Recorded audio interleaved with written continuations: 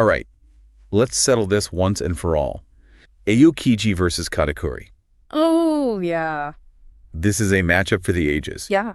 Ice versus Mochi. Who wins in a fight? That's a great question. I think everyone wants to know the answer to that question. It's a question I get a lot. Yeah, and I think it's a question that really dives into the heart of what One Piece is about. Absolutely. Today we are going to do a deep dive into Aokiji versus Katakuri. And to help me do that, I have an expert here. Hello. Welcome to the show. Happy to be here. Thank you for joining us. Thanks for having me. Really appreciate you bringing all of your expertise to the show today. Of course. So we're going to jump right into this.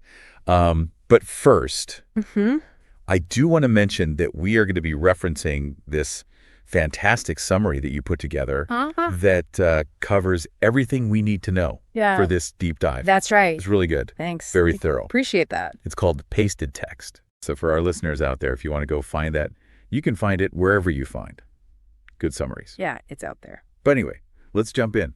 So Aokiji, Kuzan, he's a very cool customer. Literally. Literally. So Yeah. his power is all about ice? Yeah, that's right. He's got the Hinomi. The Hyonomi. Yeah, which is a Logia-type devil fruit. Which is incredible and very, very powerful. It really is. I mean, we see Yes. throughout the series just how powerful Oh, yeah. he is. But then you have Katakuri, who has the Mochi no Mi. That's right. This is a special Paramecia-type devil fruit, and it gives him the power to create and control Mochi. Yes, and to transform his own body into Mochi. Yes.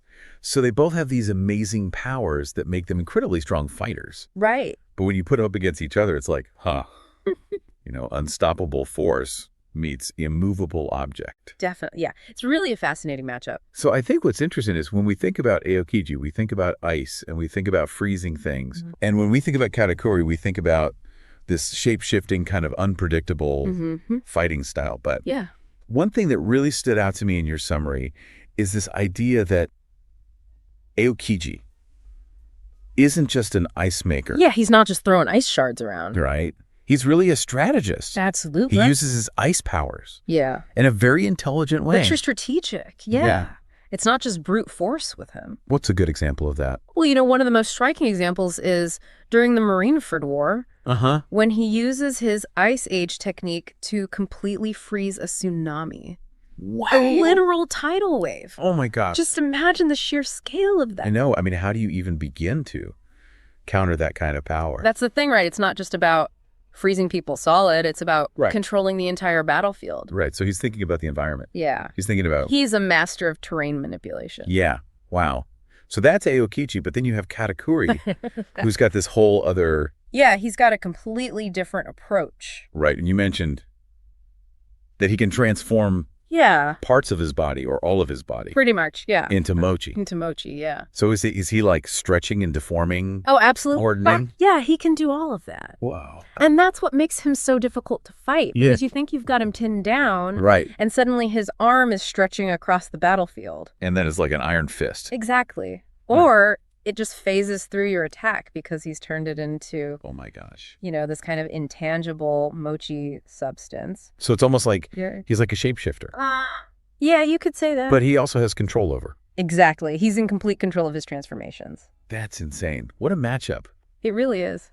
Okay, so we've got this strategist in Aokiji, and we've got this shapeshifter in Katakuri. You mentioned this earlier. I want to dive into this a little bit more. This idea of future sight. Yes. Katakuri's secret weapon. It is a secret weapon. It's like a cheat code. It really is. I mean, imagine being able to see a few seconds into the future. I know. That's what Katakuri can do. And it's not just like vague glimpses. Yeah, he sees it with incredible clarity. Yeah, he sees exactly what's going to happen. Right, so he knows what his opponent is going to do before they even do it. So how is Aokiji going to land a punch on this guy? That's the challenge, isn't it? I mean, Aokiji is strong. Oh, absolutely. Knowing what your opponent's going to do before they do it. That's a game changer. Yeah.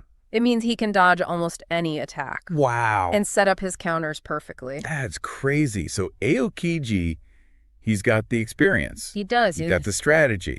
Katakuri, he's got this crazy, unpredictable fighting style. Right. And he's got future sight. I mean, it's like, is this even a fair fight? That's what everyone wants to know, right? Yeah. It's hard to say, for sure. I know, and that's what makes it so interesting. Exactly, because there are so many factors to consider. Right, so let's talk about those factors. Okay. Aokiji, former Marine admiral. One of the strongest in the world. Yeah, he's been up against some pretty tough opponents. Oh, yeah, some of the biggest names in the One Piece world. Whitebeard, Mm-hmm. Kainu.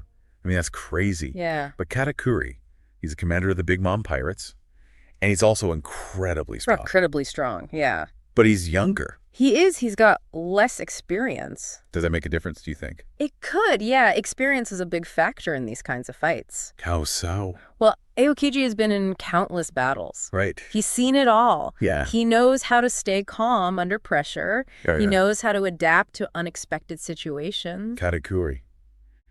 He's incredibly powerful. Yes. But maybe he's more prone to That's possible, yeah. emotional outbursts or... He can be a bit more impulsive. Right. Okay, so experience is a factor. Definitely. Anything else we need to consider? Well, we've talked about their powers, their fighting styles, their experience, but there's also the question of their personalities. Okay, so how does personality play into this?